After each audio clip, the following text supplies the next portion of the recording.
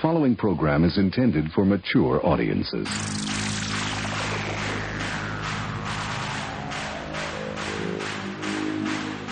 What do you say we have a rock and roll party? You're listening to Basically a Sports Show. Follow us on Twitter at Basically Sports. Subscribe to our podcast on iTunes. And check out every episode of the show at basicallysports.tumblr.com. Now here's your hosts, Zach, Greg, Mike. And you're listening to Basically a Sports Show. I was going to suggest just become extremely racist, and they'll take you off the jury. Did you have to go through the what do they call it, the Zwad? Wow, what the hell's that word, Zwadir, whatever it is? You have to go through all that? Zwadir, yeah. Yeah, no, and this is the same thing that happened to me last time. This time, you know, I got called in the first group of the day. They go up to the room, but I'm not selected as the first 21 people that have to sit in the jury box to deliberate. So I'm like, okay, maybe I'm going to get out of it this time. So they go through that, and they kick a bunch of people off. Then they start filling the seats, and I'm like, okay, not me, not me, not me, not me. Shit, that's me. So then I'm part of the 21 that they're interviewing, and I'm like, you know, I try to be as coy with them as I can be to not be selected. Then they start excusing people, but I'm not doing the math when I should have been. And so they excuse all these people, and then the judge is like, okay, you 12 in the box are the 12 people in the jury. I wasn't in the box at the time. I was sitting in the row in front of it. So I was like, oh, great. So I'm going to get out of here. Right? Because I had thought that there were 14 seats in the box. And I thought when he said the 12, and I thought, okay, 12 and then the 2 that are also up there. And then he's like, well, I need to talk to the council for a minute. And they talk and they deliberate for a second. And they come back and like, and our 2 alternates. And I look and I'm like, shit, there's only 3 of us sitting up here. Ah, crap. Oh, boy. So then I got selected, and I kind of like put my hands down on the armrest and like 116, and I put my arms down and I stand up kind of demonstratively and move. And so just to like be like, I'm just to let you know, I am not pleased, because in the thing is like, have you had any prior jury service? I'm like, yeah, 2 years ago I was an alternate, which was kind of stupid. And the guy was like, oh, well, was it a civil case? I'm like, well, he's like, well, this is a criminal case, so, you know, it could be more fun. I'm like, yeah, or just don't pick me. You just not pick me. How long do they think it's going to take, did they say? Like 3-4 days. Wow, well, it could be worse. You could be like an OJ juror or something. Well, that was the thing. Like, at the beginning of the day, like, before my group was called, they were like, we have a 15-day trial that's opening up today. Oh, boy. And we need everybody to go get in line and, you know, randomly put yourself into the thing. And I was like, no, you know what? I'm just going to sit here. They will fill up their quota, and I won't be a part of that. So I didn't have to be part of that. But I got picked, this was 3 or 4 years ago. And I was... somehow, like, they kept settling or something. For 3 weeks in a row, I ended up getting they had a website you had to go to, and for 3 weeks in a row, on the Monday before or Sunday before I was supposed to go, they would just cancel it and say, okay, you're in the pool for next week. And in the meantime, I'd had a doctor's appointment. You know, and I have this, it's called psoriatic arthritis, same thing Phil Mickelson has. Well, anyway, I offhandedly make a comment to my nurse at the doctor's office that I'd been called for jury duty. She goes, you want me to write you an excuse to get you out of it? And I said, well, it works? She goes, oh, yeah, we do it all the time. So they wrote me this letter, like, basically that says I can't sit in a box or whatever for a long period of time. I've never heard from them since. And, you know, truth be told, I mean, it would suck, and I'd have to kind of get up, move around every once in a while. But, you know, with the breaks they give you and stuff, I would have been fine. But I said, okay, sure, you know, go ahead. And that was it. Never heard from them again. It's just like I've been called twice. The first time was one of those ones where I would call in like every day. Yeah. But because it was like it was while I was still in school, and I was like, you know, sure, I could call in and not get selected, but you know, if I get selected, I can't miss class. So I just said, well, I'll put it off. My aunt happened to be selected in the exact same group as me for that calling group. She didn't have to go in. so it got skipped over. So when I had to go, because when you defer it, then you have to actually show up. And the same thing happened to me then when I got put as an alternate on a civil trial that lasted like 3 days. It's just and being an alternate's the worst because you have to sit there and do all the same work as everybody else, but you don't actually get to participate at the end of it. Nope, you have no say. No, and then the worst part is like I'm busy, and work isn't a valid excuse to put off jury duty. It should be. It should be, but they just say, yeah, well, you can put it off, but we can't excuse it. And I'm like, well, I'm going to be busy now. I'm going to be busy the next time you ask me to do it. So just, I'm here. Well, everybody always talks about cross our fingers. The welfare people that don't work and stuff. Why not use them for jury duty? Yeah. You know? Well, I mean, obviously, I mean, technically they want a jury of your peers and all that, but I'm just saying, I get it. I mean, it's part of the American justice system and all that, but it's a royal pain in the ass. The part that sucks the most with the selection process too, is you have two types of people, especially here in Southern California. You have the people that play dumb and just like, oh, is that what that means? Like, we had to explain the innocent until proven guilty thing at least 3 times. Oh God. To, like, the people when they were being asked the question. And then the other one that's always fun is, I don't speak well enough English to participate. the Sammy Sosa defense. And then the judge asked them a bunch of questions, and he's like, well, we seem to be having a good enough conversation right now, don't we? And they'll be like, well. Yeah, Sammy Sosa did with the steroids hearings. All of a sudden, he couldn't speak English at all. Yeah.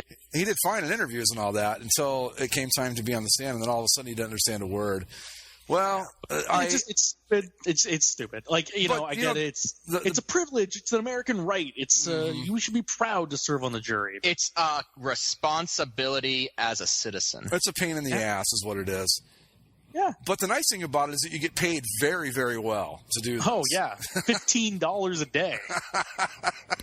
What a fucking joke that is. Oh, you only get 15 out there? I get $15. Wow, we get $40 a day here. It's 15. No, California, man. Wow. $15 a day. That's like $3 here. That's not even worth your time. It's not even minimum wage. Like, what the hell? Saying. Like, for like some of these people where it's like, unless it's going to be a significant financial hardship, well, like, you take 3-4 days pay away from anybody, and that's for almost anybody. That's a lot. Like, I could be like, I'm trying to save up money to move out. I can't take 3 days off my pay. Like, yeah, $15 a day. That's ridiculous. That's like $2 an hour, basically. It's $15 a day, and then it's like 20 cents for mileage. Oh, for Pete's sake! One way, not both ways. One direction. That's just ridiculous, especially in California. It's absolutely. I mean, we get $40 a day here. Which is, I think it was like $8 or $5 an hour, I guess. It's still not great, but it's way better than 15. Wow, that's terrible, man. How does all this stuff work up in Canada, Mike? Do you get summons? Oh yeah, I've been summoned for jury duty before in Canada. It only happened once. It happened during the summer, and I was taking summer classes in university at the time, and so I was actually on my way to my department's office to get a letter saying that I was a summer student, and thus I didn't have time to do this thing. And as I was like on the campus walking to the office, I got a call, and it was like, "Oh, we wanted to let you know that like the case fell apart. There's not going to be a trial." Oh, and I'm like, "Oh." Okay. Well, and the worst thing about it too, and I've never done it, but I've seen enough of trial footage on TV and stuff. A real, actual jury trial is nothing like how they portray it on television, where it's neat, tidy, quick 20-minute arguments, and that's it. That's not new. Well, you saw it you guys probably are old enough to remember with the OJ trial. Days and days and days of one lawyer talking about one thing and the evidence that went on for like 5 days. I mean, it was just too much, and I don't know. I don't know how they figure to get anything done with that, but it's nothing like you see it on TV. It's boring. It's the most minute details gone over. It's just not a cool thing to do. I was so happy when because it's like, oh, this just solved itself. I don't have to jump through these hoops. Oh, dude, I was never. When they sent me that letter from my doctor's office, I was thrilled. because it basically meant I never had to do it again. Because now I'm quote unquote handicapped, I guess, which I'm really not.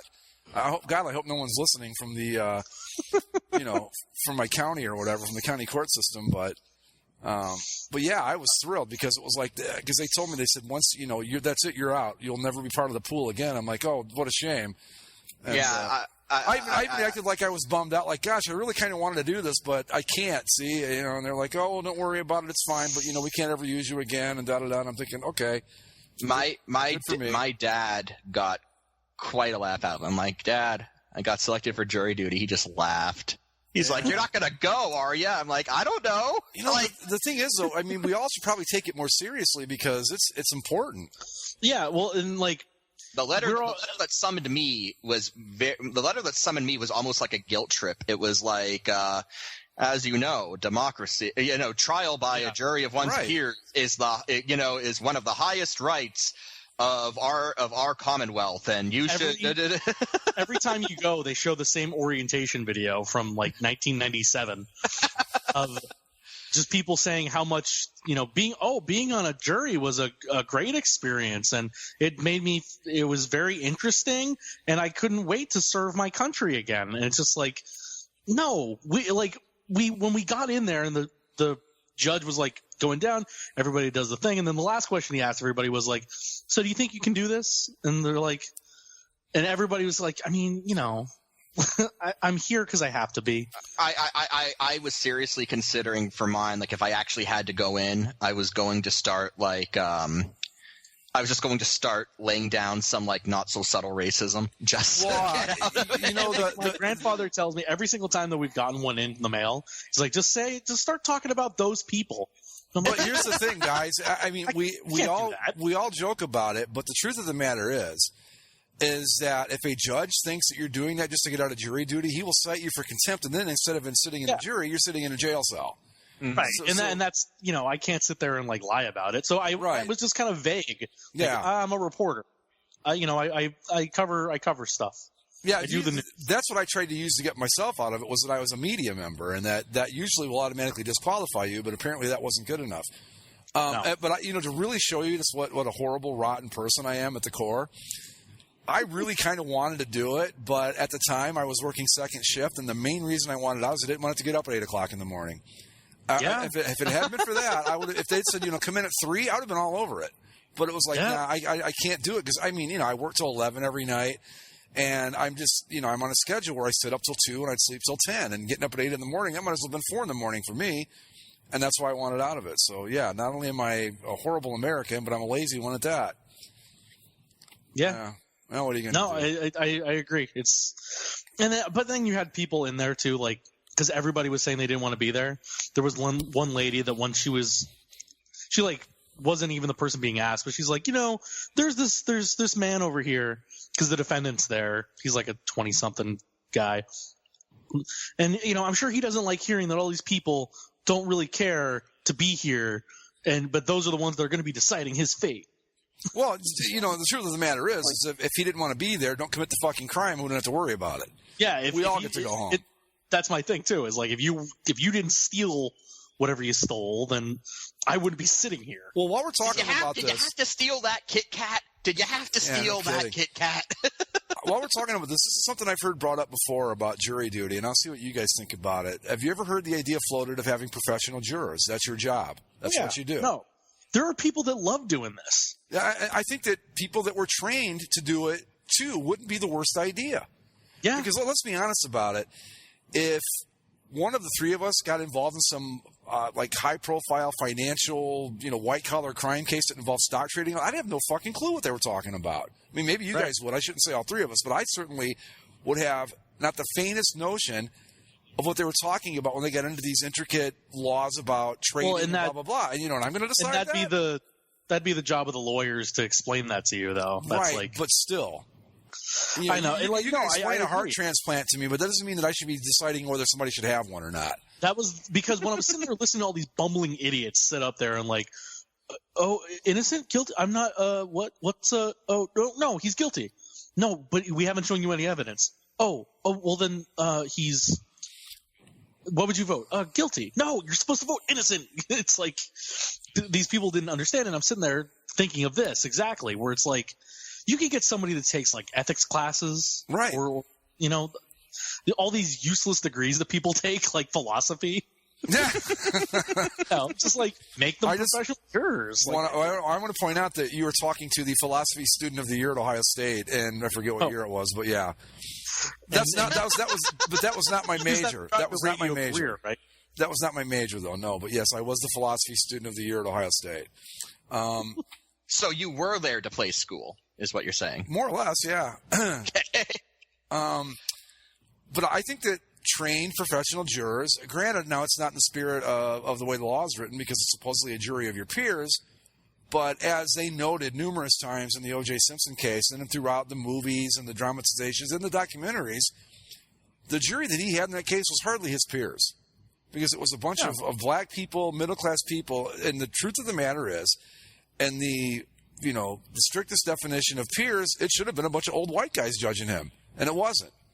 But other than that, I think that professional jurors aren't a bad idea because it keeps people like us that don't want to do it from being a part of what could be important cases and things that affect people's lives forever. And maybe you don't have enough to like make the system go quickly. Well, then you can still have jury duty. But like if say like I went in there and there were only 6 seats to fill instead of all 12. You know what I mean? Mm-hmm. I don't know. Well, yeah, and maybe you don't make it for everything, but for like these bullshit cases or these little things, maybe that's where you use them. Where that just to speed things up, because I don't know. I mean, I'm sure that a person that's more well versed in law and the ethics of law and all that could probably destroy the argument for professional jurors. It just seems to me that when you've got the majority of the people, I think is a fair assessment, that show up for jury duty that don't want to be there, you're not doing anybody any favors, is the way I look at it. No, everybody on the other side of the little divide in the room, when they said, "Oh, you can all go home," all their faces lit up. Yeah. Oh, dude, I couldn't quit smiling when I walked out of that room and they told me I didn't have to ever do it again. I was like, this is great, Yeah, I know. It's the fucking worst. And Mike, you probably don't have to do it anymore, right? No, not in the United States. Ugh. I don't know how that works. Are you deported back to Canada? Be like, Mike, you got a jury summons. You got to come back to Canada. No, nothing like that. So, but as long as you're if you're not a full-fledged American citizen, you can't be on a jury here, right? Period. That is correct. All right. Yeah. And I'm here on a visa program, so I don't have to do any of that stuff. Well, while we're on the topic, in California, they do it through driver's licenses and the voter registration. Voter registration, yeah, that's the same way they do it here.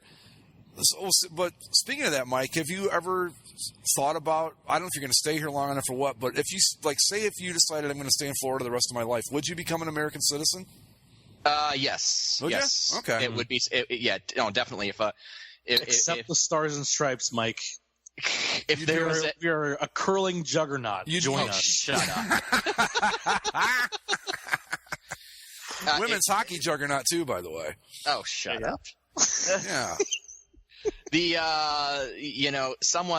really need to discuss a vote of no confidence in Justin Trudeau in Parliament. Someone should bring that up because it's a travesty that this was allowed to happen under his watch.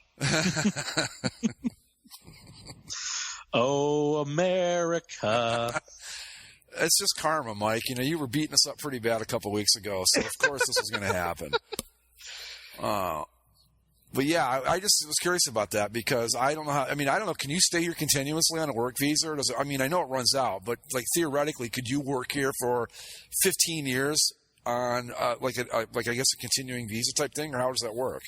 No, and it's only for the length of my current contract, but I signed an extension, and I'm actually going through the process of not becoming a citizen, but becoming a landed immigrant, like a legal permanent resident. So I've actually begun that process because I did get a contract extension at work. So I'm going to be here for at least 5 more years. Oh, cool. So. Oh, good. 5 more years. 5 more years. So it was really a case of it was something. So yeah, no, I've looked into it, and I might actually be exploring citizenship from the United States sooner rather than later. Wow. Well, So we'll gladly accept your tax money, Mike. Yeah, we absolutely I'm sure you will. Just know, Mike, that to become an American citizen, you're going to sacrifice about 15 IQ points. Just to bring that up, just to let you know. So, no, that would be kind of cool. Now, if you become an American citizen, obviously you'd have dual citizenship, right? You don't renounce your Canadian citizenship. Well, here's how it works. The United States citizenship does require you to renounce your previous citizenship. Really? Yes, but the Canadian government has adopted the policy of we can't hear that. Yeah. And so, I think the UK is similar in that way too. And so if you are if you are born a Canadian citizen and then you gain American citizenship, then you effectively have dual citizenship, because as far as the United States is concerned, you've renounced your Canadian citizenship, but as far as Canada is concerned, you haven't lost your Canadian citizenship. So you effectively get both. Well, that's kind of cool. Yes. See, I don't understand why we would make you renounce your citizenship to Canada, or because we want you to be as American as you can be. Well, because America, that's why. Okay. I mean, I know we're pretty star-spangled awesome and all that stuff, but I don't know that we need to go that far. Well, you would think that we could speak for ourselves and it wouldn't be necessary. No. Honestly, it's probably one of those things that's left over from the early days. Yeah. It's like, do you want to be an American or do you want to be a Brit? You can't be both. It's like you are the queen. It's like you are still loyal to a government that honors the crown. Like, how dare you? Like, hey, I'm a loyal subject of Her Majesty, even though I'm not really. But if I had a way to do it, I would be. Yeah. Well, while we're talking about England, boys, you want to talk about the UK's NFL team? What? No, I want to point out Jaguars, of course. I want to point out before we get started that I've been kind of out of touch with sports because I was doing my homework assignment, which was to watch the NBA. Oh, how'd that go? Right. Well, we'll get to that when we get to it. Okay. And so I'm not up to date on some things. I saw the thing that Mike sent with the Jaguars and the uniforms. That's about as far as I am along with, well, with those guys. That's what I wanted to bring up. Okay. Just why can this team not figure their shit out? Now, are those now? How again, sure are we that that's going to be a close approximation of what they're actually going to wear? So the thing about it is that it perfectly matches descriptions that two separate independent sources had been saying the new uniforms would look like. Okay. And so it's kind of a case where, honestly, I don't see any reason not to believe this. So for those at home, this is what they look like, these new Jaguars uniforms. Black helmet, which I think we had already talked about before. Right. Mm-hmm. But then the jerseys are basically everything's one color jerseys, or I guess two color technically. Mm-hmm. So the black jersey will only have teal accents, which is numbers on the front, numbers on the shoulders, and two thin stripes at the bottom of the shoulder. And the number font can best be described as Arial. I was going to call it kind of like a Helvetica. It's kind of like it. It looks like the most generic placeholder font. Now the people who have seen these uniforms, who have been leaking this information, said that this font might not be final. That apparently this was just one of a few fonts that they were considering. So. But either way, it's teal numbers on a black jersey, black numbers on a white jersey, or black numbers on a teal jersey. And, based on everything the Jaguars had done, in previous years, we were all for simplifying it. Mm-hmm. But much in the way that the Nashville Predators simplified things from last year to this year, this is an oversimplification on the Jaguars' part, if that's what it comes to be. And as shitty as the last ones were, these aren't that much better. I mean, the helmet is an improvement, but Of that's course, about yeah. it. Yeah. Well, it's what we've been saying, though. I mean, we called this 2-3 years ago, and you're seeing it again. If these uniforms are legit, what do we see here? We see a complete toning down of what they were wearing before. It's very basic. 2 colors mostly. Not a lot of crazy stripes, not a lot of anything, just a very, very basic uniform because there was nowhere else to go. I'm trying to find the a one better thing that picture does than say what I have Jaguars is there's a Jaguar. The Jaguar head logo would be on the upper left chest. They removed the Jags shield, but they kept the Jaguar in that location. Yeah. Yeah, I'm trying to find. I'm still on my phone. I'm trying to find a big picture of these so I can get a better look. They're all very plain, and what really strikes me is that the road uniforms are entirely devoid of teal, save for the logos. It's a black, Right. it's a white jersey with black numbers, black stripes, and pants, and white pants with black stripes, and black socks. And so I would hope that they're not going. I would hope that they're all these monochrome looks are just for the display. And that it would have the black jersey with teal pants or the black jersey with white pants. Right, you know they're going to go monochrome as often as possible. Though. Yeah, Right. probably. That's the thing. But, I mean, they aren't terrible. They're certainly – there's just nothing to them. Right. Literally nothing to them. They went too far in the other direction, like you said, like Nashville did. They just went too far. It's like I always thought, and – I really thought that the prior sets of the ones they currently wear right now had a great deal of potential. If you basically did a simplification of those uniforms, made the helmet black, knocked out a few of the unnecessary elements, you had a really solid basis for a uniform with what they currently wear. Yeah. And instead, they go, I like the number font of the current uniforms a lot better than this new thing. Well, it's funny because you look at the Jaguars uniform history, and do you remember the ones before the previous ones? Yes. Oh, the stupid just had snake elements. Yeah. Where they had like the little apron stripes coming down like into the armpits. Those. Besides that, there was nothing to those jerseys either, and they were bland as hell. Mm-hmm. And that's why we got these new jerseys with all this crap on them, is because we went from simple to complicated, and now we're going back to over simple. Yeah. This team can't figure it out. They've never been able to figure out, like, they had good uniform. They had great uniforms to start with, and then they've like completely ruined it. They've completely chipped away at their identity. They're not quite there because they still keep the same basic color scheme intact, but they are running the risk of quickly becoming like the San Diego Padres. Yeah. Well, it's not that bad because at least they have the same colors the whole time, so you're not mistaking them for anything. But like, if you're in the thread, like somebody posted a concept like on the page after, where all they did to the jerseys that I showed you, all they did was add an outline to the numbers, so like a gold outline on the teal or a white on the black or whatever, and then those two stripes that are on the arms. They just made one of the other stripes the second color, and it actually adds a whole lot more to these like there would at least be something to them rather than these practice jerseys that they're wearing in these mock-ups. Because really, what it almost looks like is imagine the Pittsburgh Steelers uniforms without stripes. Mm-hmm. Yeah. Like here's like. I think that their first set. At some point along the way, they landed on what was pretty much a perfect uniform.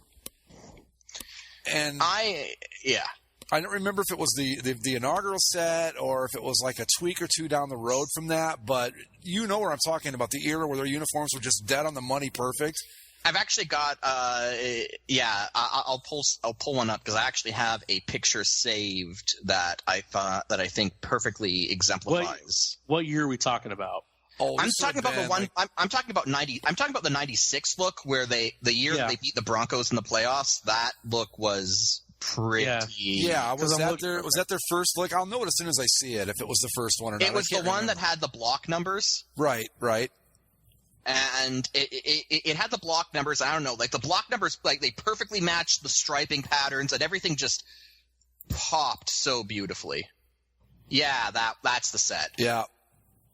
Yeah, with his pants, the good pants stripes, the whole bit, yeah. Yeah. Yep. I actually don't mind, like, the Byron Leftwich era uniforms that they, like, a little bit later, where it was basically the same thing, but with, like, their own number font. Here's here's a game photo. This is pretty, like look at that. That's just a great look. Yeah, that's the one I'm thinking of. That's it, yeah. Yeah. The Leftwich font the Brian Leftwich font was good, but the problem with that was that it was good when when it was primarily teal, but then they changed it to a primarily black number font. Well, I think that's kind of been the Jaguars' problem, is they don't know which one to commit to the teal or to the black. Right. And it's when they started out, it was the teal, and they were, because it was the 90s and teal was the cool color, but they were the teal team. And then as the 2000s kind of went on, they got that black alternate and started wearing the hell out of it. And the other problem, and then they got rid of the black alternate for a little bit as I'm looking through their uniform history. But the problem for them still is when they're on the road, it was black helmet, white jersey with mostly black elements, and black pants. So there's just so much black in their color scheme on the uniforms at the very least that I think they're missing out on really embracing the teal and making that their thing. Yeah, as it was from the beginning. I think the block number font looks so much better, but everybody's got to have the proprietary font these days. So, of course, you're not going to go with something that anybody else can use, which is unfortunate, but that picture Mike posted, that's the look I'm talking about. That was as good as they've ever looked, probably as good as they're ever going to look. And I don't know, but like always with these things, you kind of have to see them in practical application to really get an idea. Yeah. Part of me is like, boy, it could have been a lot worse, but I'm still with you, Zach. I think it was just too oversimplified. Like you went too far in the other direction. It's an overcorrection. Yep.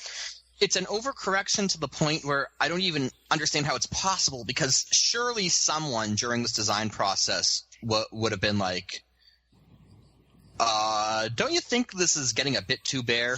Well, I think what we can see with this, and even with some of the NHL designs that we had this year, and I think you see it even in college football, the design trend currently is big, bold colors, like big, bold uses of color, whether that's giant stripes or these big sectioned off pieces of the jersey that are just these big colors, or now in football, to take it to this ultimate extreme of, well, teal is our thing, so we're just gonna wear teal pants, teal jerseys with numbers. That's it.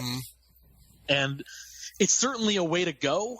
And I think, but we've seen that in the NFL with all the color rush uniforms that, it's just not a way to go for a look that will sustain for any period of time. Well, like this look. Well, color rush I think is perfect, because that's kind of what this reminds me of. Like you could look at that teal set, the teal pants, and you could be like, I could see that as a color rush, like as a Jaguars color rush, where it's like, oh, we went really simple and emphasized the teal, and it's like, well, all right, that's fine, I guess, as an alternate, but it doesn't work as a primary look. There's nothing there.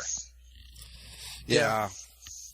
I don't know. The thing, too, that we're going to run into, and this is going to be a problem from here on in, basically, Nike is never going to come out and go, we're going back to the 96 look because it looked great. That you're just never going to see that, because there's no juice in that. There's no Nike speak in that. Maybe you'll get like a 20th anniversary, 25th anniversary throwback.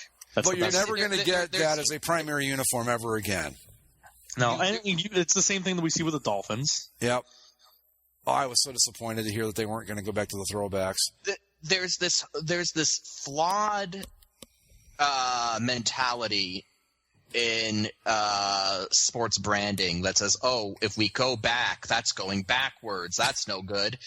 And it's flawed because at the end of the day, you want to look your best. And if you're and by saying we're not going to do anything related to the throwbacks to an older look, you're unnecessarily limiting your options. Because the fact of the matter is that the Jaguars had some pretty nice looking uniforms in the past. And yeah, you could make the argument of, oh, well, why can't they try designing something new that's also good? But, to be perfectly honest, they've had a few opportunities at that for a while now, and they've proven they can't. So yeah, is it possible to, even in this age of simplification, just to over-design a simple uniform? Because I think that's what we've got here with what they did. Not only is it too simple, it's still too over-designed. If that makes any sense. And the best part is, if this is really what it is, and it's this simple, nothing to it jersey, I can't wait to see the Nike speak. Yeah, the teal represents the passion of the Jacksonville Jaguar Den, or whatever the hell they call themselves. You mean the giant pool with the TV screens? Yeah, the teal represents the reflective blue of the pool on in the club. You mean that pool that's probably teeming with diseases? It probably is teal because of all the algae and diseases. This is disappointing. Like you said, Zach, when we were talking about this over text message, like this, if this is accurate, then this would have been an entire waste of everyone's time. Like, why even bother? Yeah.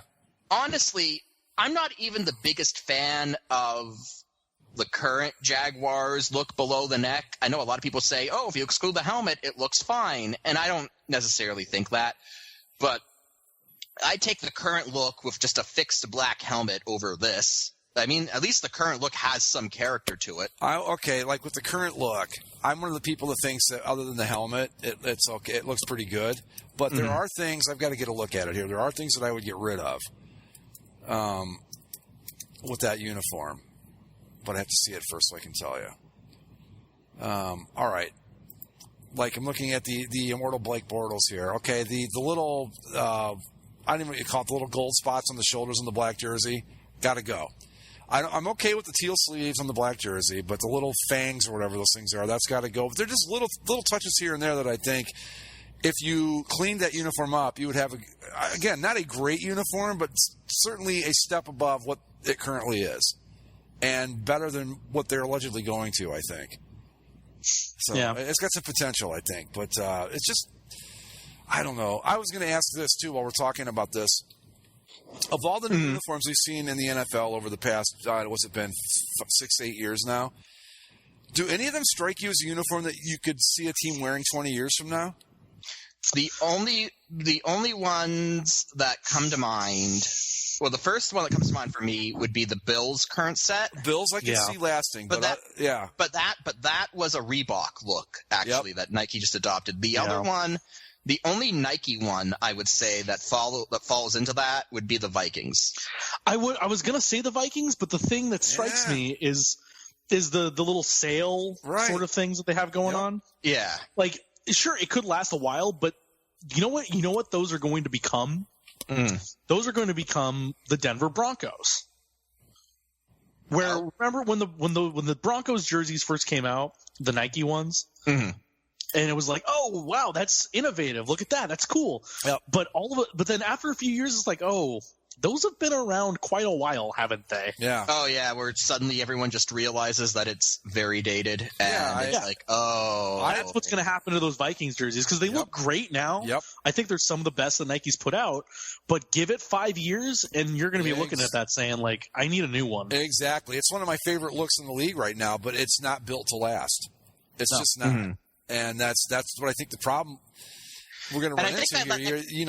That's why I always worry that we've got teams that I hope to God just never ever change, like the Packers, the Steelers, the Raiders, because you've seen that Nike in particular simply won't go back. I mean, Reebok I thought did a fabulous job with the Bills, where they said we want something that's reminiscent of what we wore in whenever it was the 80s, 70s, and I thought they hit it out of the park. I thought they did a really great job on it because it was a throwback uniform. I mean, it wasn't a perfect replica, but it was it was a throwback basically compared to what everybody else was wearing, and it looked great. Nike won't do that. they've shown they're not interested in making good throwbacks.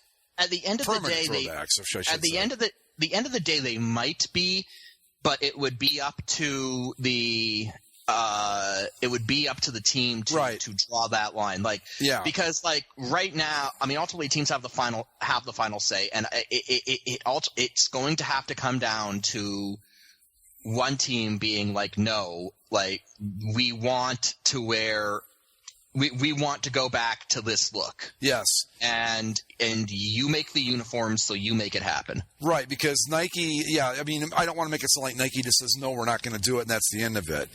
But I promise you that anybody that was in the room going, hey, look like 96 with the Jags wouldn't be bad, was talked out of it by Nike. Or with Minnesota, where maybe we don't want to put the little sale things on there because they may not be cool in 5 years. And Nike's like, yeah, well, blah, blah, blah. It's more of a, it's a sales thing. It's a sales pitch. Well, that's those sale numbers, I think, are the perfect example of that, because if you just use standard block for those numbers, then those uniforms aren't an exact throwback, but they're pretty damn close to a throwback. Yeah. And I could see Nike being like, well, don't you think this is a bit, going backwards? Right. And, hey, we have an idea to freshen it up. Well, because with them, too, it's not even just the numbers. It's the stripes on the shoulders have that same sort of effect. Which is unnecessary, too. But right, but that's exactly it. If those were straight and if the numbers were straight, you're right. It would be too much of a throwback for Nike to buy into it. But it's the same. But here's we argue about that. But here's the same. On the other hand of it, the Raiders haven't changed. The Packers haven't changed. There's a lot of these teams that just haven't changed in years. But I don't think the Packers are struggling to sell jerseys. I don't think the Raiders even when they're down are struggling to sell jerseys. And I think it's different franchises for different stuff. And I think the Vikings would be one of those teams that could keep a throwback look and probably not struggle for jerseys. They're a legacy type franchise. They haven't had the same type of success as some of these other ones, but they're there. Where on the other hand, I think Jacksonville is a team that does have to change their jerseys more often than not. True. Not because they haven't found a good look, but because they're a newer team. They don't have the history to just be like, they've got to keep the interest there somehow because it's not built in. They were born in this merchandising age of sports uniforms where, even if they find a great look, they are going to have to tweak with it at some point because that's just how this franchise was built. I would argue my counterpoint to that would be the Carolina Panthers. Yeah. Who came in at the same time. Likewise, I think they had like the Jags, they had a pretty good uniform to start off with that, was a bit trendy, but it was still solid. And they've kept with this uniform, this leak, if this is indeed accurate, makes me appreciate the Panthers all the more because they've said, maybe we're going to introduce, a blue alternate, and they had those black pants a few years ago that they wore for a few night games. But they are basically have said, this is our look. This is what it's going to be, and they've stuck with it. And I think them and the Texans, I think those two teams have really proven that you can do that in this modern age. You don't have to jump on every trend. I think another thing that connects those two franchises, though, and it'll be interesting to see what happens going forward with the Panthers. Success, but old, stodgy white guy owners, right? Mm-hmm. In Bob McNair and Jerry Richardson. Mm-hmm. Guys that no, it looks fine. Hey, sir, do you think we should change the jerseys? No. Why? So I think that helps. But I think the Panthers and Texans are both good examples of when you do it right, you do it right. But I think the other part where the Jaguars come in too is had the Jags could have stayed with that early look and probably would have been fine, and we'd still be okay with it today. But the instant you start tweaking, I don't think you can ever go back, right? Once you start tweaking it every couple of years, then you're forever in a a loop of change when it comes to your jerseys. Yep. So I think Jacksonville is on that path of being, getting lost in it. And there's other teams like Tampa Bay where they could have kept the previous jerseys forever, and I think they would have been okay, even though those were the second versions of their franchise. Mm-hmm. But now that we have these bad ones, well, it's okay. Then we're going to have to fix them in a couple of years. And once you get that wheel turning, it's tough to get off. It's hard to say, nope, we did it this time, and we're not doing it ever again. Yeah, it's hard. It's hard to do that. I don't know how anyone looked at what Tampa Bay was wearing, saw the design for what they're currently wearing, and said, "Yes, this is better than what they have right now." I can't imagine that happens. I mean, but it did. It had to happen somewhere. Did. Yeah. Somebody did, and now they're, when they get the first chance, they're going to change back to something else. And if they don't go back to a carbon copy of what they had before, which they won't, then they're going to be stuck on that same wheel with Jacksonville, and Arizona is due for an update too now. Yeah. Mm-hmm. And I think when we talk about teams that had like legacy looks and now are in that tweaking stage, the Rams might end up being in that same spot too. Or even your own Chargers, Mike. How many times have the Chargers got their jerseys right, but they continue to, just needle them a little bit? I would say every jersey prior to the current one was perfect in its own way. Yeah, and that was but for no reason. Was that that's the thing? I mean, were they just remarkably lucky from a design standpoint and got it right every time? No. I think it's because I don't think it's luck. I think it's because up until the current look, the Chargers had a very basic design philosophy, and it's like, we're going to put lightning bolts in shoulder hoops, and the colors are going to be blue and gold. Yeah, and that was it. And every tweak up until the current look was essentially just like tweaking the shades of blue and gold, and kind of playing around with the helmet color. But essentially, the basic, very simple design premise that worked of, we're going to put lightning bolts in the shoulder hoops, and we're going to have block numbers, stayed. And hey, a good look's a good look. It worked for a long time, and it proved that it could look really good regardless of what shade you played with. But as soon as they got away from that basic premise and tried to get cute with it, it just looked bad. Right. Yeah, because we've talked about it before, but every uniform they had up until the current set was perfect. Mm-hmm. I didn't have a complaint about any of them. I like some better than others. I know that the powder blues are kind of like the gold standard supposedly for the Chargers, but I'd probably put them about third on my list of favorite Chargers uniforms. I like the Dan Fouts era when they had the lighter blue and the gold going. I like the right before the change, the navy blue, the Chargers thing. I'll tell you which one I like, and it's kind of an odd one out. It's one that a lot of people don't realize, but it's sort of the in between the Fouts look and the navy blue look, which was, the Fouts era was the royal blue jerseys, the royal blue helmet, and the gold pants. Yep. But they didn't go straight from that to the navy blue look. There was a version where they changed the pants to white and they changed the jersey to navy, but they kept the gold numbers. They kept the gold numbers and the gold lightning bolts. Yeah, and that looks good. And they only had it for a few years before they went to the navy uniforms everyone remembers, but it's sort of like this lost Chargers uniform that was really solid. I'm looking at it now. They had that look for 3 years. Yeah, and then 85, 86, 87. Yeah, it was a great look. I knew exactly the one you were talking about when you brought it up, Mike. That's and then they messed with the number font, and I don't know what the hell they did to the shoulder stripes with the bolts, because they fucked them up two ways. First, they moved them from over the shoulder to across the shoulder, right? And then they made them wavy for stupid reasons, and then after making them wavy, they put them on backwards. Well, they're backwards on the pants. Right. Are they backwards? I thought they were backwards on the the pants are backwards. Yeah, I think the pants are backwards. They're backwards on the pants, but fine on the shoulders. Yeah. God damn. So speaking of this, I just wanted to run this by you. So here's a Chargers-Browns game from the 80s. Let me see here. I bet you that's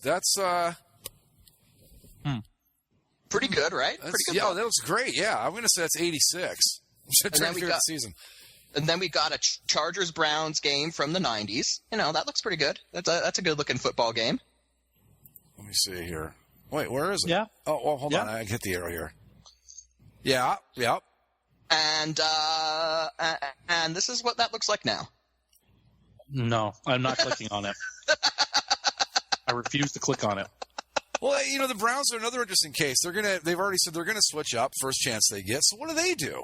Well, the Browns have been hilarious because isn't this exactly what happened in '84 where they tweaked and then as soon as they were able to, they were like, okay, that was a mistake. Let's reel that one back. Fortunately, back then you could fix it the following season. You didn't have to wait 5 years. You know what the Browns should do? Mm-hmm. Fold? Honestly, well, yeah. Excuse me. All right. I don't think the Browns should go back to what the old Browns used to look like. Mm-hmm. I just don't think they can do that anymore. Because sure, it'll make some people happy, but the Brown, like what people my age, we don't know what the Browns being good even remotely looks like. No, that's true. Like Zach and I know because we're sports fans and we know the history, but we still don't know. I would like what I would like to see them do is simplify, and I think that even though they've never worn it yet, the jersey for their Color Rush uniform is a good start. It's a nice, simple, clean. They've never worn their Color Rush? No. Huh. No. Brown jersey with orange numbers and orange stripes, and it looks good. But you want to go the simple oversimplification route. The Browns are the team you got to do it with, because as long as that helmet is the way it is, and anything that you dress anything up on the uniform, it looks ridiculous because it overwhelms everything. I think honestly try something new, and I know you might say that like the last thing that they did was something new, but it was kind of trying to make the old look modern. Yeah, which they didn't do correctly. Don't mess with the old stuff at all. You are never going to be the Jim Brown Browns. You are never going to be the Bernie Kosar Browns. No, it just isn't going to happen. So try something new. I don't know what it is. Try something new and outrageous. Because what the hell do you have to lose? Well, we'll see. We're going to find out. I have had some ideas for honestly, the idea I had for the Browns would basically, and they probably won't do this and can't do this because my idea is basically take the Houston Texans jerseys and pants. Yeah, that'd be great, but I mean, using it. Yeah, if you just had a brown jersey with orange USC over the shoulder hoops, right? Yeah. That would be it would be simple. It would respect the team's heritage, but it wouldn't be the old look. But it would still look classy. But they probably just can't use Houston's template. Well, that brings up an interesting point because I remember when Houston's jerseys were unveiled, and it kind of struck me as oh yeah, USC has had these great jerseys forever. It's about time that somebody took that template to the pros. Mm-hmm. I'm trying to think if there's any good college uniform that hasn't been mimicked in pro football quite yet. Because most of the great college uniforms are either traditional sort of stuff or have already been done. Because I'm thinking UCLA stripes, even Northwestern stripes. Alabama's really simple, that sort of stuff. The only thing that comes to mind that I think would work has been used in college that hasn't really been tried in the NFL would be a Michigan style wing helmet. Yeah. But you couldn't do that because then everybody would know that you're trying to be... Even though Michigan, I don't think he was even the first team to wear that. No, it was Princeton. Princeton invented it. Right, and there are quite a few teams, lower level college and in high school, that wear Delaware that. uses it, I believe. But but Michigan owns that thing, and if you do it in the NFL, everybody's going to go, "Why are they wearing Michigan helmets?" even though it's basically just a generic helmet design, that Michigan just happened to really put their put their stamp on, essentially. Yeah. But I just posted a picture of the Browns, the color rush jerseys. Yeah. There you go. I mean, it's simple. It's a nod to the tradition of the team, but it's not the same exact thing. That would be good. Yeah. I would be fine with that. Like, anything's better than what they currently have. Right. So. Yeah. I think obviously the problem with the Browns going forward, though, is, no matter what they wear, they got to eventually be good, or else all these jerseys are going to end up, being associated with failure. And I don't know if you guys are interested or not, but the rumor here is that they are going to draft Josh Allen out of Wyoming with the number 1 pick. Why? They like him best. You mean how you mean they like him best, like how they didn't like Carson Wentz? But in their defense, I've also heard people saying that what they're going to do is, I think it's whoever the consensus number 1 overall best player in the draft is they're going to draft him, and they're positive they can still get Josh Allen with the number 4 pick. Which, if they did that, I'd be like, okay, I'm fine with that. But I guess they like him best because they're doing what they always do. Carson that would Wentz play into my theory of what I want them to do. What, draft both quarterbacks? Yeah, draft 2 quarterbacks. What the hell? Well, they can't both be busts. What they're doing is what they've always done, though, is that they see Carson Wentz, smaller school, prototypical size, blah, blah, blah. Here comes Josh Allen from a smaller school, more prototypical than Rosen or Darnold are. And we're going to fall in love with him because, look how well it worked out for Philadelphia when they went that route. Well, except that Josh Allen is not Carson Wentz, first off. I mean, instead of doing that, why not just draft Carson Wentz when they had the chance? Well, yeah, right. But that's the rumor. The problem still is, because I obviously am following this stuff closely, with Sam Darnold being one of my coverage areas, Towns, pride and joy. I see all this stuff with him going to the Browns, and people ask me about it, and it's like, any of these guys, no matter what quarterback they pick, if the Browns don't build a line or get him receivers or do the rest of it, it's not going to matter. Right. So I don't care which quarterback they pick. Right. Peak level Joe Montana, peak level Tom Brady, peak level Dan Fouts, peak level any great quarterback you can think of. With this Browns offensive line and receiving core and running backs, wouldn't be able to do anything. I don't care who they are. No, and I mean, you've seen it with the guys that have gone in there to fill the gaps, or even as much as people are gonna harp on Johnny Manziel or even RG3, like those are 2 guys that play similarly, and you think, well, they can run away from all the pressure, run away from the pressure into the pressure coming from the other side, and and have nobody to throw the ball to when the time comes. Well, yeah, because the idea behind a running quarterback like that is he can run once, your protection breaks down. Not that you just have no protection. That's a different thing. When you've got to start running for your life the minute you get the snap, not the same as being a good running quarterback once a play breaks down. Like Deshaun Kaiser, Johnny Manziel, RG3, any of these guys that they've had recently, they were probably doomed from the start. Not to say that any of them were going to be that much better, but you're not exactly giving them the tools to succeed. No. Well, you just say, "Oh, here you go, kid. Your problem now." Like, no. I don't want to go down the Browns rabbit hole, but this is what we've talked about. It's what we've been talking about for years with this team. Is like that you've got to build a foundation, but they can't seem to do that, and until they do, everything else is just theater. And that's what we've got again this year. Sure, you can draft Darnold, you can draft Rosen, you can draft Allen, you can draft all 3 of them, but like you said, Zach, if no one can block for these guys, what's the point? If there's no one to block, if there's no one to catch. Right.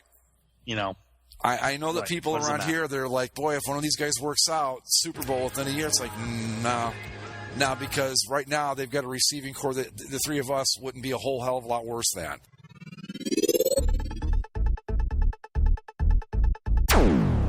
I did a homework assignment, basically a sports show homework assignment, where we'd been talking about the NBA, and I said, I'm going to sit down.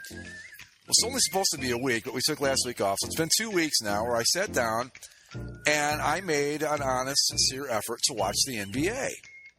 And I don't want to sound like I'm making light of it or whatever, but I came away from it going, I just don't get it. I don't. I tried. I really tried. I watched games, and some of these games. What were some of the games you watched, Greg? One of the games I watched was the Lakers against, I believe it was Dallas, on a Friday night. I don't know what the standings are because I didn't bother to check. The Lakers ended up winning 124-102. To be completely honest about it, as hard as I tried to pay attention, it could not keep me engaged. I couldn't.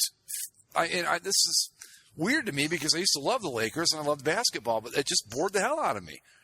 So then I went at it again. I believe it was on Sunday night. Let me see who it was that night. Cleveland, San Antonio. My hometown team, LeBron James, the whole bit. Same thing happened again. It couldn't keep me engaged. I couldn't stay with it. I don't know what it is people are seeing with it. And I know you guys talked about like the off-the-court stuff and all that, and the game's exciting. I'm not seeing it. What it seemed to me like was that I know that a knock on hockey, a knock on soccer, they don't score enough. Well, I got news for you. Sometimes you can score too much. Mm-hmm. And in the NBA, to me, it just. And then I watched the Cavs Sixers. That was another one I watched. That was a local broadcast. The Cavs were down like 10, 12 with like 5 minutes to go. They started coming back. But basically, it was like the game was this until they said, okay, give the ball to LeBron now. And he could try to make a comeback. And then they almost came back. And then they quit giving LeBron the ball. And they ended up losing. And this is what I got out of it. The long story short, I took a shot at watching 5 different games. Couldn't stay with any of them because they just bored me to tears. And I'm still waiting for someone to tell me what the hell it is I'm missing. I watched. So what you're saying is we're not crazy for thinking the way we do about the league. Well, we may very well be crazy for thinking the way we do about the league, but apparently there's 3 of us that think this way, so it's not a coincidence. Yeah. It's just, God, I don't get it. It's just they run up and down the court and they shoot and they score sometimes and sometimes they don't. That used to really be fascinating to me, and now I just look at it and go, this is just god awful. How could anybody sit down and I'm gonna throw this out there and people are gonna laugh at me. You guys probably too, but you can really tell me that, and this is based on the idea that you understand both sports. Now, okay, not to the uninitiated viewer, but a person that understands both these sports, that has a good knowledge of how both sports work. How can anybody tell me that a regular season NBA game is more exciting than a NASCAR race? I just can't believe that. Because they're driving in circles, but at least shit's happening. People are wrecking. There's passes going on. There's strategy. In the NBA, it was like, let's just run up and down and shoot. And then I find out that Steve Kerr let his players coach a game for one night. Did it even make a difference? I don't know. Why? Because the Warriors are a self-made machine, like that. But that's what makes the NBA okay. There's point number 1 as to why the NBA just doesn't resonate with at least me, and I'm sure the same reason for you guys. If you have the best players, you win. Like, and if you don't, you don't. Period. Yeah, like I can tell you. Generally speaking, at least over the last 5, 6, 7 years, you can go at the beginning of every season, look at who's good, and tell who's going to win the title. Yeah, it's not interesting. Like the last, I'm trying to think of like the last time it was like I didn't know who was going to win. Maybe it was like when the Heat and the Spurs played those 7-game series. But even then, it was, it's one of those two. When Dallas won? Maybe. When the but everybody knew. But it was like you were basically waiting for the Dallas coronation. You knew they were going to win it. Was it going to be this year or the next year? That's all it was. They weren't a surprise out of nowhere. A lot of people thought they were the best team. But even going back to the 80s, when it was, really, if you look at it, it was all the Lakers and Celtics. That was it. But the teams that they were playing against, like the Pistons and the Hawks and the Mavericks in the West, and I'm trying to think who the other good teams were in the West back then, but the Spurs, these teams weren't like hopeless fools just being tossed out there as fodder for the Lakers and the Celtics. They had legitimate chances of winning. Now, granted, they usually didn't, but it wasn't an abstract concept like it is now, where you look at it and go, there is absolutely no way anyone in the West is going to knock off the Golden State Warriors. It's just not going to happen, It was like at least the Lakers and Celtics had to work to get there. at this point. I don't see that happening. But I really did. I put in the old college try, and it bored me to tears. I just couldn't take it. And so make fun of me for watching spring training baseball. I don't care because it's better. It's better than the NBA. All right? I would rather watch and see if number 92 from the San Diego Padres is going to play well enough in spring training to make the big league club for the year than I would to watch the Sixers and the Cavs. You know, it just, I just don't get it. And I'm not a Klansman either, so I don't know what it is. No. Hold on. I want to see the NBA standings right now, just because I'm curious. Oh. The East is a dumpster fire. Well, yeah. Then they're talking, okay, so, like the off-the-court stuff. So to go back to that for a second real quick. Sure. Well, the Lakers are god-awful, okay, but they've got Lonzo Ball, and they've got that idiot dad of his. Well, you know what? I have no interest in that. His dad's a douchebag. I feel bad for the kid that his father's embarrassing himself the way he is, and by extension his kids. And it's like, that's not interesting. That's just sad. You know, it's not fun. It's pathetic. So, just to point out, I'm looking at the standings, and I don't understand how people think that this is all that exciting. So you have Toronto leading the East. Go Raptors. The Celtics are 2 games behind them. And then Cleveland is 6.5 behind. Oh, the Cavs are terrible. Boston. They're terrible. And then, then the Pacers are right there and then from 4 through 8, there's only 3.5 games separating them. And it's like, sure, that's exciting. All these teams are going to be jockeying for position to make sure that they're not 8th and play Toronto or Boston. And by the way, the difference between 8 and 9 right now is 5 games. And the Pistons, who are that 9 seed, are 6 games under 500. Yeah. So the East playoff picture is pretty much set, and it's either going to be Toronto or Boston that goes to the finals to play. Yes, okay, Houston is a half game ahead of Golden State. But when it comes down to brass tacks, like hell, right, Golden State's going to beat Houston. It doesn't matter. And then the best part is, so those are the top 2 in the West. Portland is the 3rd seed in the West right now, and they are 12.5 games behind Golden State and Houston. Right. And yes, the race for the ace spot is tight between Denver and the Clippers, who are a half game behind, and Utah is 2 games behind, and hell, even the Lakers are 6.5 games out of the playoff spot. To play Houston or Golden State and get waxed? Well, and now the big talk during the week that I was actually paying attention was, should they reseed the NBA to just 1 through 16 regardless of conference, regardless of division? No, because that doesn't matter. And that was my point. What difference would it possibly make? What difference would it possibly make? Would it suddenly give the Philadelphia 76ers a legitimate shot at a title? No. See, can I get this thing to go by the league, not by conference? It won't let me do by the whole league. So there, right I got now it by the league. I got it by the league. You'd have Houston would play Miami. Golden State would play Denver. Or no, Golden State would play Milwaukee. Yeah. That doesn't make it any more interesting? No, it doesn't. You still have one team that's going to be better than everybody else. Golden State, yeah, sure, they're a half game behind the Rockets, but we know that they don't. Everybody knows that they don't have to go full speed, and they don't want to go full speed. Because why the hell would you want to burn out Kevin Durant and Steph Curry in January? Do we really think for a second that and I'm sure Steve Kerr's had a few nights where he's just sat the good guys down, and they've just basically lost the game on purpose, just to rest their guys. Do we really think that they couldn't pick up 2 wins and be ahead of Houston with that team? Come on. No, of course not. No. That's my thing, though. So it's all right. So we already know who's going to win the championship, barring a miracle that I would say would be almost on par with the 1980 Olympic hockey team, the U.S. hockey team, an upset of that level. We know who's going to win. We know who's going to play in the conference finals for both. Right. And then everything leading up to that point, based on how the standings are with the gaps that are between some of these teams, the only thing that could make things interesting is if the Cavaliers hanging around in that 3rd seed and LeBron has this incredible playoffs and drags them to the finals again. Yeah. But because, They're I can tell you, obviously not as good as they have been in recent years. I've watched that team. What would be the point? I've watched that team a couple times this year. I watched them during my homework assignment. I'm going to tell you right now, they're not better than Boston or Toronto. They're not as good, LeBron or otherwise. It's just as simple as that. That trade they made, it was a quick Band-Aid to try to solve some huge gaping wound style problems that team has. And you want to know what the biggest problem that team has? He wears number 23.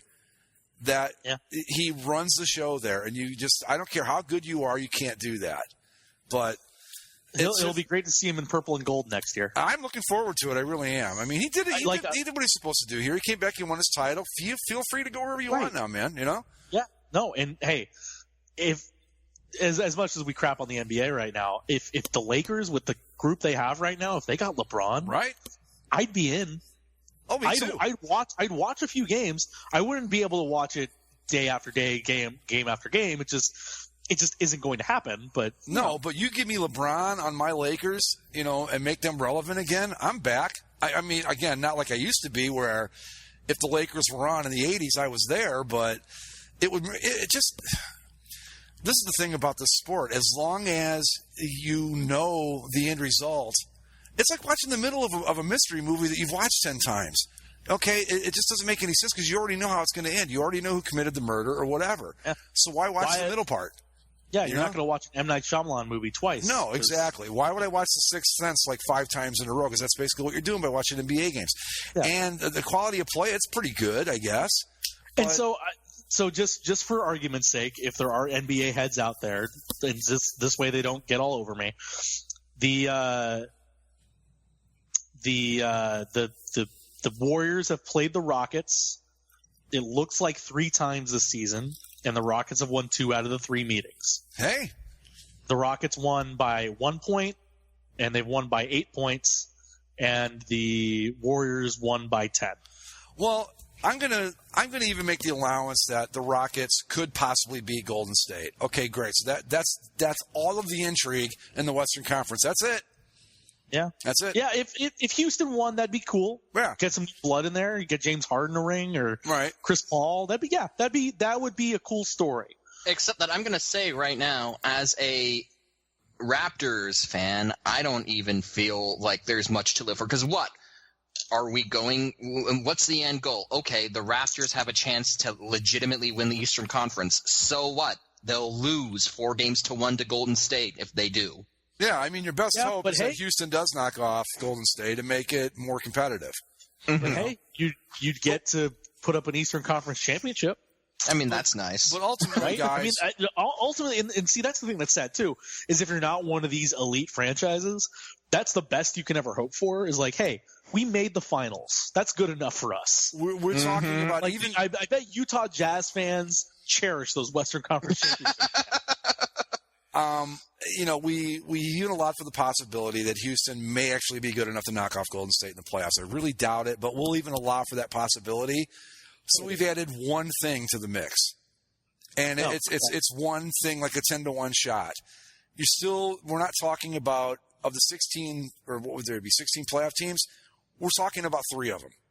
Yeah, Toronto, Boston, or 4. Toronto, Boston, Golden State, and Houston, and the rest are just it's going through the motions. You're playing exhibition games, and not that it always has to be NHL versus NBA. But I'm just going to go. I'm not. I threw down the gauntlet with NASCAR, and I will stand by that. But just to show the comparison in terms of parity and having teams that are in it. Like, we joke about Washington, but the Capitals are leading the division again, and they may have to play Pittsburgh in the second round, but maybe Pittsburgh gets knocked off by Philadelphia or New Jersey or somebody. It's not out of the realm of possibility. It could happen, right? And then Washington could have a road to possibly play for the Eastern Conference Championship for the first time, and maybe go to the final and maybe win the whole damn thing. Tampa Bay looks like a juggernaut, but they could get knocked off. Columbus would play them right now. Maybe Columbus gets Sergei Bobrovsky has an incredible series, knocks them off in the first round. Maybe, and then Boston, Toronto, you get that series all over again. And then one of those teams could maybe beat Tampa. Look, anybody could come out of the East. Nashville, Winnipeg, maybe Vegas. That's amazing. What if Vegas got to the Stanley Cup final? That's a weird possibility, but all of these are things that could happen. Look, I'm just going to say the Leafs beat the Lightning earlier in the year, and when the Leafs came to Tampa about a week ago. Oh yeah, you went to the game. How was that? Yeah, I went to. It was fun. The Leafs lost, but they lost in a shootout. But and that's the thing. Like the Tampa was this juggernaut, and Toronto came in, and Toronto stayed with them punch for punch, and forced them into a shootout. And it's like I came away from that game being like, yeah, we lost, but you know what? I'm entirely confident that if we met in the playoffs, Toronto could win this. Well, I'm just going to say, like with the NHL, you said that right now Columbus would play Tampa Bay, right, Zach? If it started today, that the Jackets would play the Lightning? Yeah, now it would be Tampa Jackets. So let's just say, like, if the Jackets – I mean, we don't look at that and go, Columbus has zero chance, do we? I mean, like, no chance whatsoever. No, because I'm going to tell you right now, whoever Golden State plays has an incredible series or whatever. Yeah, number 7 seed in the NBA has no chance against the Golden State Warriors. I'm sorry, it just doesn't. It's not going to be there. Mike's Toronto Maple Leafs knocking off Tampa Bay. I don't think that's out of the realm of possibility at all. I could see it happening. I could see. I'm looking at the playoff standings here. Pittsburgh. I don't think Pittsburgh's as good as they were last year. I don't think that. Philadelphia. I mean, anything could happen. Same out west. You got Vegas that wasn't even a team last year. And look at them. It's just not the same. And I know that we hate to use the NHL NBA comparison, but you can't help but use it because it so perfectly illustrates our point about the NBA. We're looking at the NHL standings, and there isn't one team that jumps off the page or two, and you go, it's either these two teams, and that's going to be it. Mm-hmm. And I'm not even saying that this has been the greatest NHL season from start to finish that I've seen. It's kind of blasé. It's kind of not that great top to bottom. But when the playoffs come around, anything could happen and anybody could win. So it's it's just a different animal. Right. And like I said, I didn't even want to use the NHL comparison, so I use NASCAR because I'm a NASCAR fan, and I still stand by the fact. Again, I understand, like you guys, you look at a race and go, I don't know what the hell's going on. They're driving in circles. And that's fine. That's fair. It's a perfectly legitimate criticism. But if you know the sport as well as you know the NBA and you compare the two, you just can't. There's no way you're going to convince me that you like the NBA better, because it's not exciting. It's just boring to me. I'm sorry. I tried. I watched 5 games. I couldn't get through any of them. But the funny thing is, when I'd be flipping channels, if a hockey game was on, I'd stop to take a look at what was going on, and it would draw me in. Can't say that ever happened with basketball. A race was on. It would draw me in. Spring training baseball would draw me in. The NBA it's just, I'm sorry. I tried. I made a serious effort. Greg, and I couldn't do it. It's where amazing happens. Well, maybe it used to. I remember that as its slogan, and I was just like, yeah, me too. Kind of awful. Yeah. I mean, this is where amazing happens. Unfortunately, all the amazing stuff leads up to the team that accomplished amazing things, losing 4-1 to Golden State in the finals. So it really doesn't amount to anything. Right. Yeah. But Greg, speaking of spring training, I was gonna say, you texted me and said you were watching spring training baseball. I've watched a little bit because I had to see the new guy, Shohei Ohtani. How's he look? He's legit, man. I haven't seen him play yet. Of all the baseball I've watched, I haven't seen him yet. His first outing, a little control issues, but it's the first game of spring training. Like, what the hell am I gonna be complaining about that? But like, he's got the stuff. He can throw, and then a couple days later, he did the DH thing and he got an RBI. Nice. So he can do it. He can. If the Angels can manage this correctly, he can be an incredible thing to watch on a weekly basis. Yeah. Have him pitch on a Friday, have him DH on a Monday, and just kind of roll that through all season. I tell you this too about the Angels. I think the Angels are going to be better than people think they're going to be this year.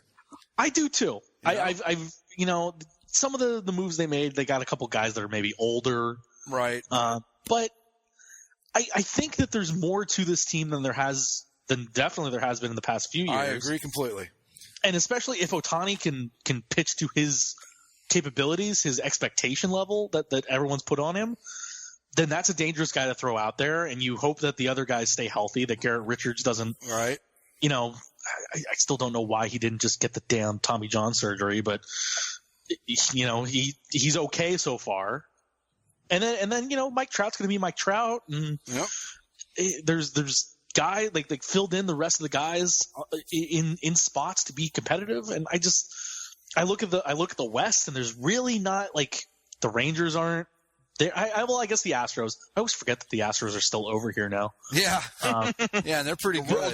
Your World Series champion. You know, I would like to go back. I know. I would like to go back, and I was thinking about that the other day when I saw the world champion Astros, and I went, you know, we did a show probably 3 years ago where we talked about the Astros and how bad they were, but we were basically saying, but look at what they're doing. They're going to be good in 3 years. I think we said 4 years, so we were actually a year late with them. Mm-hmm. And now they're the world champions. And I thought, you know, because, I mean, if you remember, they gutted that team. I mean, there was, like, nothing to get excited about. But they had all this young talent. Now look at them. They're going to be tough again. But other than them, though, I think you're right. I think the Angels could easily contend for a playoff spot this year. Yeah, no problem. At the very least, if this Angels team doesn't make a wild card spot, then, you know, just I don't know what else they're doing. I'll tell you who's freaking loaded this year, the Giants, man. They have made some moves. Yeah, I mean, they picked up Evan Longoria, and I don't know if they're going to be like loaded, Dodgers style loaded, but they made a lot of moves that I really like. Dodgers. So anyway, we can do baseball as we get closer to it. I just thought it was funny that you were watching spring training baseball. That's great. Hey, I was at home. I got the notification on my phone that today was Showtime, SHO Showtime, and I was like, oh, cool. I like that. All right. I'm down for this. Oh, God. Do we have anything else we want to hit on before we call it a night here? We got some good uniform stuff in. Potential. Mike. Yes. Well, you go. You go first. I was just going to talk about the Seattle NHL team that might be that threw a curveball because it turns out they might be going with a red identity. Really? Yeah. Yeah, all their marketing materials have so far been red. Well, let's hold off on that for next week. We may need something. Yeah. All right. And they did a season ticket drive, and they sold like 1,200 tickets in an hour or whatever. That's not bad for an hour. I was gonna say for a couple of days. That's not very. No, they ended up selling 25,000. Nice. Or at least, you know, the deposits, but that's not how many people would buy tickets because it's like $100 deposit or whatever. But you know, for as much as we bash the idea of putting a team in Seattle, hockey team's going to do great, I think. But even whether they do or they don't, I never want to give the impression, at least from my perspective, that I don't want them to do well. I want every league to succeed, you know, because it's only better for our sports if they do. I don't want to see things fail in the NHL. In the NBA, I guess I'd be okay with it because I don't really care. But you know, I want to. They can fall apart. Doesn't really matter. But I want to see I want to see the Vegas Golden Knights do well. I want to see Seattle's team do well. I want to see even the Coyotes. You know, I want success because it doesn't do us any good if. Well, now let's not be crazy. The Coyotes' success, like yeah. Yeah, but you know, it evens itself out because you hate the Red Wings and want no success for them, so it kind of evens out that way. But yeah, so I think that I don't like the idea of putting a team in Seattle, but if they're going to do it, I hope it succeeds. You know. Yeah. And then the last little hockey thing I want to throw in, and Mike, this is to you. So the Stadium Series came and went over the weekend. Mike. Oh God. I don't care about the game itself, but me either. The all white Maple Leafs thing. Nah. Wearing all white on white ice from a distance doesn't work out. They looked like halogen light bulbs. There's that. I had when I was looking at it, I thought from a distance they looked like those old prison movies where they wore the striped outfits, the prisoners. I think friend of the show Cosmic compared them to Tron, the original Tron movie. That's another good one. It was not a. I can tell you the justifications they had for the. We went over it with the Navy and the thing, and it's supposed to represent the Royal Canadian Naval Ensign, but. Let me throw this out there for a second, though, and maybe I'm wrong about this, and maybe it's happened before, I don't remember, but I think that the blue jerseys with those white breezers wouldn't look half bad. White pants of hockey is always going to be a problem. Yeah. Opposition. This is only like the third time in modern history check out this picture. That's rough. Oh, I know. It reminded me of Clockwork Orange a little bit too.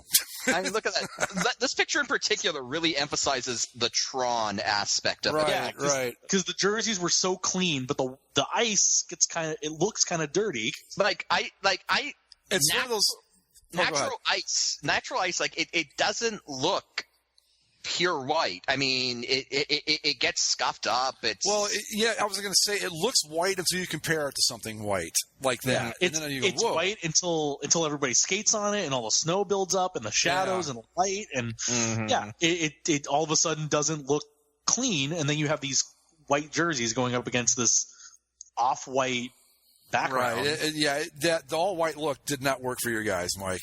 Just didn't work at all. I feel bad for Frederick Anderson, who I think had to have special white pads for this game. Like, they made him wear, like, mostly white pads. And, like, look, goalie pads take a while to break in. Like, it's not easy. And so, that sucks for him. But it was not a good look. I don't like anything about this. And even the justification falls flat with me. It's like, oh, it's the flag of the Royal Canadian Navy. Well, okay, that flag has a Canadian flag in it, and there's no red in this jersey, so it kind of fails. Yeah. Like, you couldn't have at least slapped a Canadian flag on one sleeve. Like, yeah. I know that would probably be uninspiring, but at least it would make the intended parallel work. But no, this was a terrible looking hockey game. Yeah, it didn't look good at all. Not at all. But I thought the background stuff was cool. They made it look like it was on a aircraft carrier. Yeah, they did. And then the best part was the opening puck drop, where the United States men's Olympic gold medalist curling team curled the ceremonial first puck to center ice and hit it right on the dot. It was great. And then in the second intermission, they brought out the women's team to celebrate. Happy Olympics, Mike. And on that note, before we have an international incident here.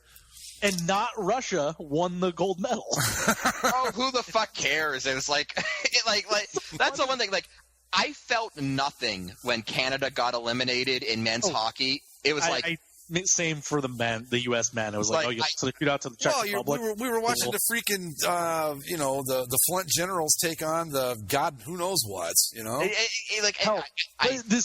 This not Russia team that was supposed to steamroll everybody had to go to overtime against goddamn Germany in the gold medal game. Which, if Germany could have beaten them, oh, how funny it would have been! Like, that would have been hilarious. Like, the 1 year Russia that you're like hobbled from actually, like, everyone else is hobbled, like, you still lose, but But the best part is, so the Russian national team that they're essentially the Russian national team. Olympic athletes of trying Russia. to pull up the Russia-related Olympic hockey players. They're Olympic athletes from Russia. Russia adjacent. Russia adjacent. By the way, Russia, good job getting 2 more athletes busted at these Olympics when you weren't even actually Russia. Good job. One of them, again, was in curling. Come on. Yeah. So let me see here. I'm trying to find the Russia itself. Russia, just known as Russia, has never won a Olympic gold medal. So it was always the Soviets. Well, it was the Soviets and it was the unified team. Oh, okay, right. In 92. That's the last time that they won. The last time they won the gold was 92, but that wasn't Russia. That was the unified team. Russia proper has not ever won an Olympic medal. Well, they were the Soviet Union since what, the 40s, Mike? Was that? Well, the Soviet Union was founded in 1917. Yeah, I shouldn't say that, but like they became a powerhouse after World War II, basically, right? Yes, they did. They did. Okay. Anyway, all right. Well, I got to run, so we're going to wrap it up. Yep. We will talk more next week about more exciting things. And you know the routine. Follow us on Twitter at Basically Sports. Subscribe via iTunes, Stitcher, Spreaker, and the YouTubes. And you can find us on Facebook. We'll see you next time. Adios. Later.